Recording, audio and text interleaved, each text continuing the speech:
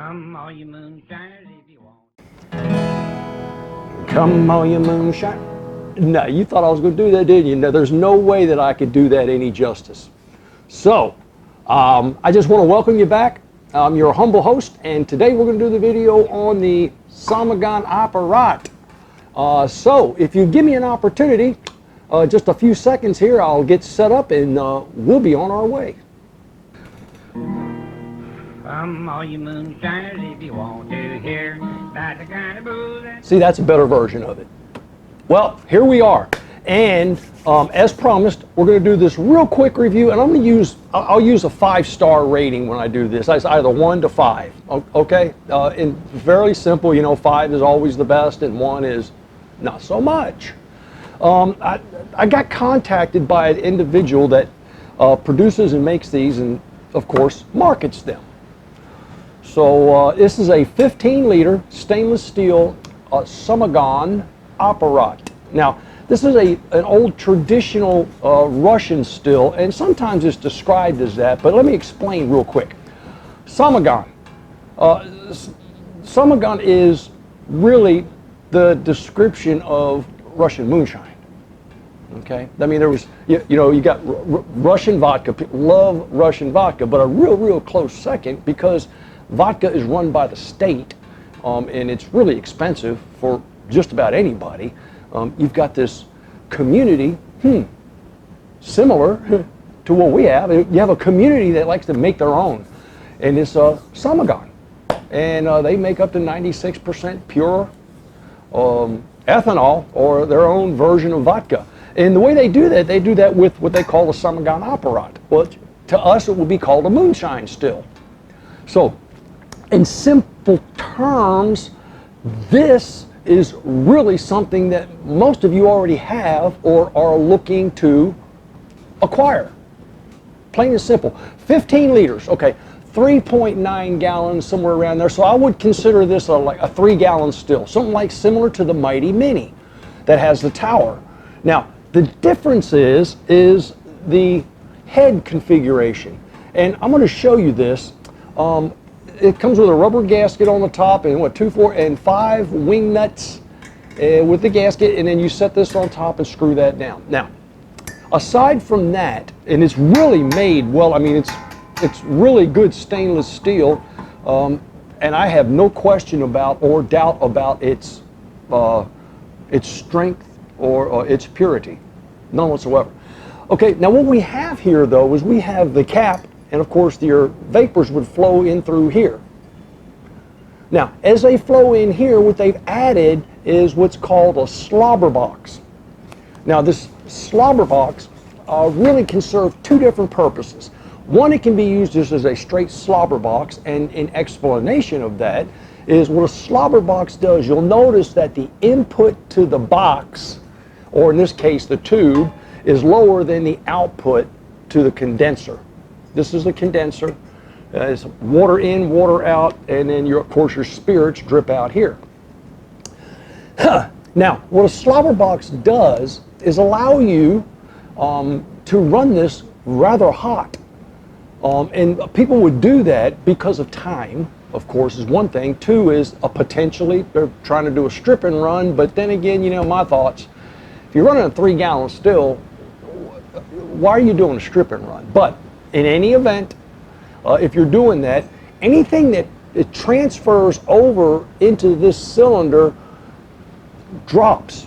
Okay, now there is a little bit of condensing that takes place until this really gets warmed up equal to your kettle.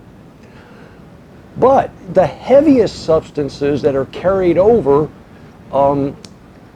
any of those oils or byproducts that are in your still that you really don't want in your spirit, have an opportunity to drop out. And they drop out and they start to collect in the bottom. And what we're able to do, because they include this valve, you put this valve on here, and it offers you an opportunity at any point to open this valve and drain it. But do that quickly, because you understand that, you know, now you've got a lot of vapor in here, and if you open it up, all you're going to do is vent it to the atmosphere. So close it, and let it continue over to your condenser. So what comes across is the pure vapor, because the vapor now has to travel in, up, and over, and anything that doesn't meet the criteria for the vapor pipe drops to the bottom. Okay? That's what a slobber box does. It just collects junk. Slobber. If you're still pukes, you're running it too fast. The number of reasons why it could puke. It's got a really hard surface tension. You got a lot of sugars left in there, because if you have a lot of sugars left in your mash, of course that's going to cause a large bubble to form. It'll blow, and when it does, that can cause your still to puke as well, and that puke will just drop in the bottom. Now here's the other adaptation and or use for this is this is pretty neat, and I like this idea. Take this off, and this top, just believe it or not, it does. There it is. It comes right off. There's that gasket, and there's the cap. And if you look down inside there, you have an opportunity. You can add botanicals. So what does that make this then?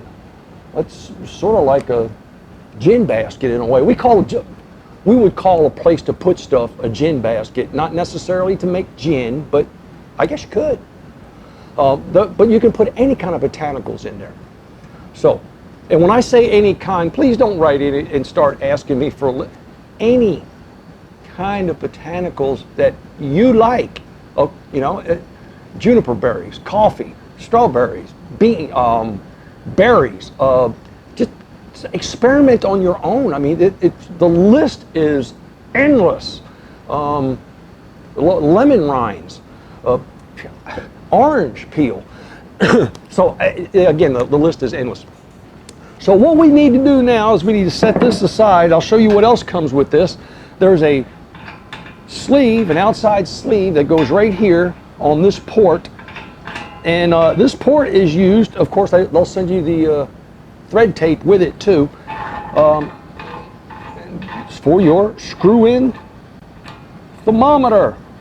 Now that thermometer is in Celsius only, which is not a problem. Just do a quick conversion. Write it on the side of the can. It's that easy. And you'll also get 2 lengths of 1/4-inch tubing. And of course, that's for your water in and your water out. So what you need to provide is the heat and the water pump. And of course, the mash. Now, at this point, this thing runs $249 on, and I'll put the link down in the information section below. It's $249, but then again, remember, it's a 3-gallon still. It's not really that expensive, so right now I'm leaning towards about a 2.5, 3-star rating. But be cautious. We haven't run it through its full test yet. We're going to do the rest of it here in just a minute. But you'll also notice that there's no place on here for an electric element. You know, George loves electricity. Well, that's okay. This happens to be just the right size for maybe an induction cooktop, and we're going to try that. And if that doesn't work, we'll try a burner. That doesn't work, maybe I need to drill a hole in it and put an element in it. Who knows? But at any rate, this is the way it comes. You'll see it really is well made. So we'll be back shortly, and I'll get this thing set up with a little bit in it, and we're going to run it and see how it produces.